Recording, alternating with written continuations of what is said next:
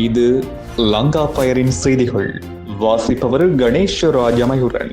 செய்தி ஆசிரியர் சதாசிவம். முதலில் தலைப்புச் செய்திகள். வாழைச்சேனையில் வசமாக சிக்கிய போலி மருத்துவர். திடுக்கிடும் தகவல்கள் அம்பலம். பிரதேச மக்கள் அதிர்ச்சியில்.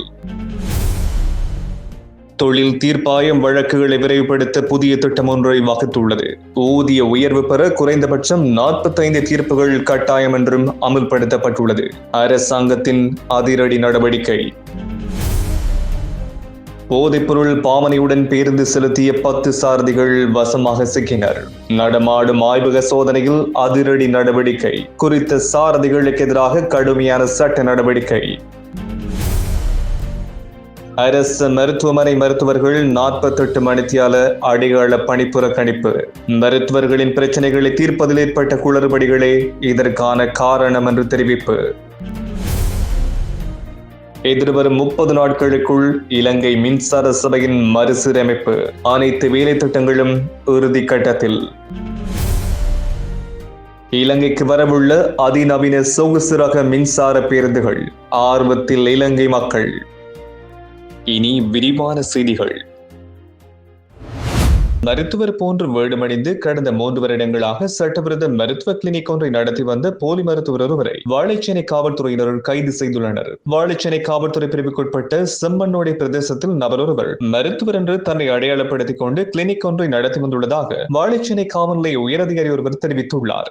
இவர் மருத்துவர் போன்று உடையணிந்து எடுத்துக்கொண்ட புகைப்படங்களை தனது பேஸ்புக் பக்கத்தில் பதிவேற்றி அதனை நம்ப வைத்து கடந்த 3 வருடங்களாக பொதுமக்களுக்கு சிகிச்சை வழங்கி வந்துள்ளார். மாவட்ட குற்ற விசாரணை பிரிவினருக்கு கிடைக்கப்பெற்ற ரகசிய தகவலை அடுத்து குறித்த மருத்துவ நிலையம் அதிரடியாக முற்றுகையிடப்பட்டது. இதன்பொழுது அங்கு பணியில் இருந்த நபரிடம் மருத்துவ அடையாள அட்டை மற்றும் நிலையத்துக்கான அனுமதி பத்திரங்களை அதிகாரிகள் கோரியுள்ளனர். எனினும் அவரிடம் முறையான எந்த ஒரு ஆவணங்களும் இல்லை என்பது அவர் ஒரு போலி மருத்துவர் என்பதும் விசாரணைகளில் உறுதி செய்யப்பட்டது. இதனைத் தொடர்ந்து மாவட்ட குற்ற விசாரணை பிரிவால் கைது செய்யப்பட்ட அவர் மேலதிக சட்ட நடவடிக்கைகளுக்காக வாழைச்சேனை காவல்துறையினரிடம் ஒப்படைக்கப்பட்டார். இந்த முற்றுகையின் பொழுது அந்த நிலையத்தில் வைக்கப்பட்டிருந்த பெருமளவிலான மருந்து பொருட்கள் மற்றும் உபகரணங்களை காவல்துறையினர் சான்று பொருட்களாக மீட்டுள்ளனர். இந்த மோசடி சம்பவம் தொடர்பாக மாவட்ட குற்ற விசாரணை பிரிவு மற்றும் வாழைச்சேனை காவல்துறையினர் இணைந்து மேலதிக விசாரணைகளை மேற்கொண்டு வருகின்றனர். தொழில் தீர்ப்பாயங்களில் தேங்கி கிடக்கும் வழக்குகளை விரைவாக விசாரித்து முடிவுக்கு கொண்டுவர நோக்கில் நீதி சேவை ஆணைக்குழு புதிய சுற்றறிக்கை ஒன்றை வெளியிட்டுள்ளது. இதன்படி தொழில் தீர்ப்பாய தலைவர்கள் தங்களது வருடாந்த ஊதிய உயர்வை பெற்றுக் கொள்வதற்கு குறிப்பிட்ட எண்ணிக்கையிலான தீர்ப்புகளை வழங்க வேண்டியது இனி கட்டாயமாக்கப்பட்டுள்ளது.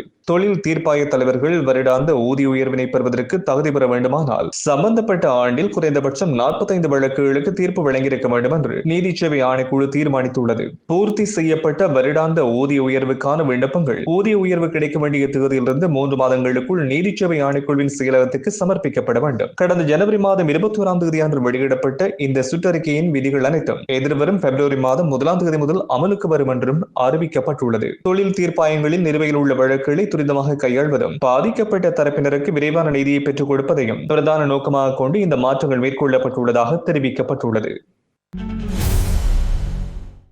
போதைப்பொருள் பாவனையில் ஈடுபட்டு பயணிகளின் உயிரை பணயம் வைத்து பேருந்துகளை செலுத்தும் சாரதிகளை கண்டறியும் விசேட சுற்றிவளைப்பு நடவடிக்கையினை அரசாங்கம் ஆரம்பித்துள்ளது. கொழும்பு பெஸ்டின் மாவட்ட தனியார் பேருந்து நிலையத்தில் முன்னெடுக்கப்பட்ட இந்த சோதனையில் போதைப்பொருள் பயன்படுத்தி 10 சாரதிகள் அடையாளம் காணப்பட்டுள்ளனர். கடந்த 21ஆம் தேதி கொழும்பு பெஸ்டின் மாவட்ட பேருந்து நிலையத்தில் இந்த விசேட நடமாடும் ஆய்வக சோதனை முன்னெடுக்கப்பட்டது. போக்குவரத்து மற்றும் நெடுஞ்சாலைகள் பிரதி அமைச்சர் பிரசன்ன குணசேனவின் நேரடி மேற்பார்வையில் இந்த நடவடிக்கை மேற்கொள்ளப்பட்டது. இந்த சோதனைகளின் பொழுது அங்கிருந்த நபர்கள் மற்றும் பணியில் இருந்த 56 சாரதிகள் உள்ளிட்டவர்கள் சிறுநீர் பரிசோதனைக்கு உட்படுத்தப்பட்டனர். இதில் 10 சாரதிகள் போதைப் பொருளை பயன்படுத்தியமை உறுதி செய்யப்பட்டுள்ளது. இவர்கள் ஐஸ், ஹெரோயின் மற்றும் கஞ்சா போன்ற ஆபத்தான போதைப் பொருட்களை பயன்படுத்தி இருப்பது ஆரம்ப கட்ட விசாரணைகளில் தெரிய வந்துள்ளது. சோதனை நடவடிக்கைகள் நடைபெறுவதை அறிந்த சில சாரதிகள் பல்வேறு தகவல் தொடர்பு முறைமைகளை பயன்படுத்தி அந்த பாதைகளை தவிர்த்து செல்லவும் சோதனைகளிலிருந்து தப்பிக்கவும் முயற்சித்துள்ளமை அவதானிக்கப்பட்டுள்ளது. இதுகுறித்து கருத்து வெளியிட்ட பிரதி அமைச்சர் பிரசன்ன குணசேன பொதுமக்களின் வரிப்பணத்தில் முன்னெடுக்கப்படும் இந்த திட்டத்தில் பரிசோதிக்கப்பட்ட 56 பேரில் 10 பேர் போதைப்பொருள் பாவனையாளர்களாக இருப்பது மிகவும் ஆபத்தான ஒரு நிலைமையாகும் என்றும் அவர் குறிப்பிட்டுள்ளார். சாரதிகள் போதையில் வாகனம் ஓட்டுவதை அவதானித்தால் பயணிகள் உடனடியாக அறிவிக்க வேண்டும். பேருந்து உரிமையாளர்கள் தங்களது ஊழியர்களின் நடத்தையில் அதிக கவனம் செலுத்த வேண்டும் என்றும் அவர் தெரிவித்துள்ளார். அடையாளம் காணப்பட்ட 10 சாரதிகளுக்கு எதிராகவும் கடுமையான சட்ட நடவடிக்கை எடுக்கப்பட உள்ளதோடு அவர்களது சாரதி அனுமதி பத்திரத்தை ரத்து செய்யவும் பரிந்துரைக்கப்பட்டுள்ளது. மேல் மாகாணத்தில் ஆரம்பிக்கப்பட்டுள்ள இந்த திடீர் சோதனைகள் இனிவரும் காலங்களில் நாட்டின் ஏனைய பகுதிகளிலும் முன்னர் முன்னறிவிப்பின்றி தொடர்ச்சியாக முன்னெடுக்கப்படும் என்றும் அறிவிக்கப்பட்டுள்ளது. இலங்கைக்கு 100 நவீன சொகுசு மின்சார பேருந்துகளை விரைவாக வழங்குவதற்கு சீனா நடவடிக்கைகளை எடுத்து வருவதாக இலங்கைக்கான சீன தூதுவர் தெரிவித்துள்ளார். எரிபொருள் பயன்பாட்டினால் ஏற்படும் பாரிய சுற்றுச்சூழல் மாசடைவை குறைக்கும் நோக்கில் இந்த தீர்மானம் மேற்கொள்ளப்பட்டுள்ளதாக அவர் குறிப்பிட்டுள்ளார். இந்த நிலையில் வழங்கப்பட திட்டமிடப்பட்டுள்ள ஒரு பேருந்தின் விலை சுமார் 2,25,000 அமெரிக்க டாலர் என்றும் தூதுவர் கூறியுள்ளார். இலங்கையின் விவசாயத்துறை நிலவுகின்ற பிரச்சனைகளை தீர்ப்பதற்கு தொடர்ந்தும் ஆதரவு வழங்குவதாக சீனா தெரிவித்துள்ளது. ஜனாதிபதியின் செயலாளர் நந்திக சனத் குமாரநாயக்கவுக்கும் சீன பிரதிநிதிகளுக்கும் இடையில் இடம்பெற்ற கலந்துரையாடலின் பொழுது இந்த விடயம் தெரிவிக்கப்பட்டுள்ளது. நாட்டின் விவசாயத்துறையில் உள்ள பிரச்சனைகளை தீர்த்து உற்பத்தி திறனை அதிகரிப்பது குறித்து இங்கு விரிவாக கலந்துரையாடப்பட்டுள்ளது. அத்துடன் நாட்டின் விவசாயத்துறை மற்றும் அது சார்ந்த சுற்றுச்சூழல் பிரச்சனைகளை தீர்ப்பதற்கு சீனாவின் தொழில்நுட்பம் மற்றும் உபகரணங்களை பயன்படுத்தக்கூடிய விதம் குறித்தும் கருத்துக்கள் பரிமாறிக்கொள்ளப்பட்டன. தேசிய நுகர்வோர் விலைச்சூட்டனுக்கு அமைய ஆண்டு அடிப்படையில் கணக்கிடப்படும் மொத்த பணவீக்க விகிதம் 2025 ஆண்டு டிசம்பர் மாதத்தில் 2.9 வீதமாக உயர்வடைந்துள்ளது. இது கடந்த 2025 ஆண்டு நவம்பர் மாதத்தில் பதிவான 2.4 வீதத்துடன் ஒப்பிடுகையில் சற்று அதிகம் என்று குடிசன மதிப்பீடு மற்றும் புள்ளி விவரவியல் திணைக்களம் தெரிவித்துள்ளது. இதற்கிடையில் உணவுப் பொருட்களின் பணவீக்கம் 2025 ஆண்டு டிசம்பர் மாதத்தில் 4.4 வீதமாக உயர்வடைந்துள்ளதாகவும் தெரிவிக்கப்பட்டுள்ளது.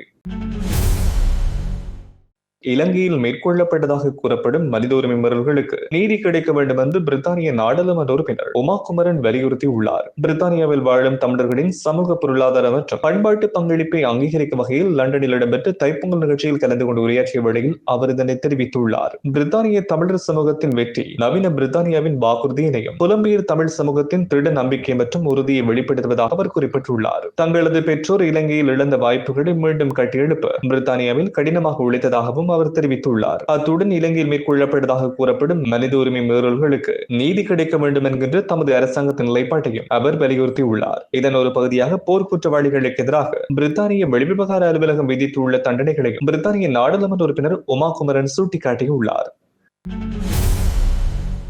நாடளாவியத்தில் உள்ள அரசு மருத்துவமனைகளின் மருத்துவர்கள் அடையாள பணி புறக்கணிப்பை முன்னெடுக்க உள்ளதாக அரசு மருத்துவ அதிகாரிகள் சங்கம் தெரிவித்துள்ளது. இதன்படி இன்று காலை 8 மணி முதல் 48 மணித்தேரங்களில் அடையாள பணி புறக்கணிப்பில் ஈடுபட உள்ளதாக அந்த சங்கம் குறிப்பிட்டுள்ளது. இலவச சுகாதார சேவை மற்றும் மருத்துவர்களின் பிரச்சனைகளை தீர்ப்பது தொடர்பில் சுகாதார அமைச்சு வழங்கிய இணக்கப்பாடுகளை நடைமுறைப்படுத்த தவறியமையினால் இந்த பணி புறக்கணிப்பு நடவடிக்கை முன்னெடுக்கப்படுவதாக அந்த சங்கம் தெரிவித்துள்ளது. எனினும் மகப்பேற்று மருத்துவமனைகள், சிறுவர் மருத்துவமனைகள், சிறுநீரக மற்றும் புற்றுநோய் மருத்துவமனைகள் ஆகியன வழமை போன்று இயங்கும் என்று அரசு மருத்துவ அதிகாரிகள் சங்கம் அறிவித்துள்ளது.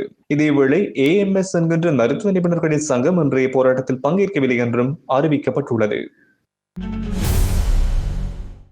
இலங்கை மின்சார சபையினை மறுசீரமைக்கும் நடைமுறையினை எதிர்வரும் 30 நாட்களுக்குள் முன்னெடுப்பதற்கு எதிர்பார்த்துள்ளதாக எரிசக்தி அமைச்சு தெரிவித்துள்ளது. இதற்கான அனைத்து வேலை திட்டங்களும் தற்பொழுது இறுதிக்கட்டத்தில் உள்ளதாக எரிசக்தி பிரதி அமைச்சர் தெரிவித்துள்ளார். அத்துடன் இந்த மறுசீரமைப்பை துரிதப்படுத்துவதற்கான செயலணி ஸ்தாபிக்கப்பட்டுள்ளதாகவும் பிரதி அமைச்சர் தெரிவித்துள்ளார்.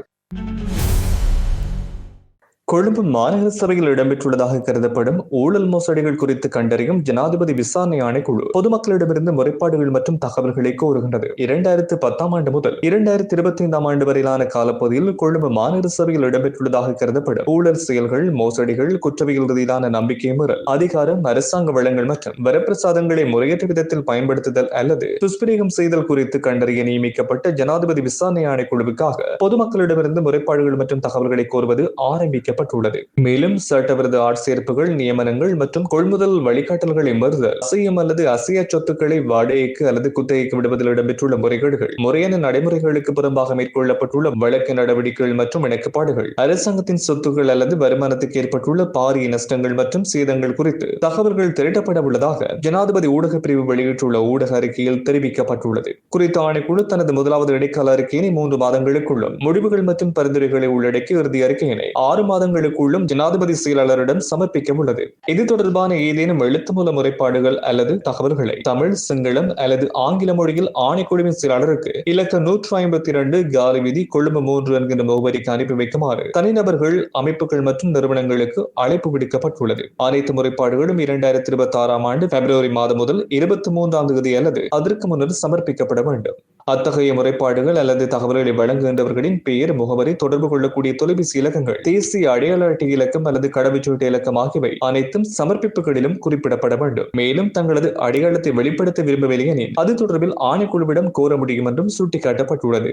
வாய்மூல சமர்ப்பிப்புகளை செய்ய விரும்பும் நிறுவனங்கள் அல்லது தனிநபர்கள் 012301 என்கின்ற தொலைபேசி இலக்கத்தினூடாக தொடர்பு கொள்வதன் மூலம் 2026 ஆண்டு பிப்ரவரி மாதம் 23ஆம் தேதி அல்லது அதற்கு முன்னதான ஒரு தேதியை ஒதுக்கிக் கொள்வதற்கான வாய்ப்பு வழங்கப்பட்டுள்ளதாகவும் தெரிவிக்கப்பட்டுள்ளது.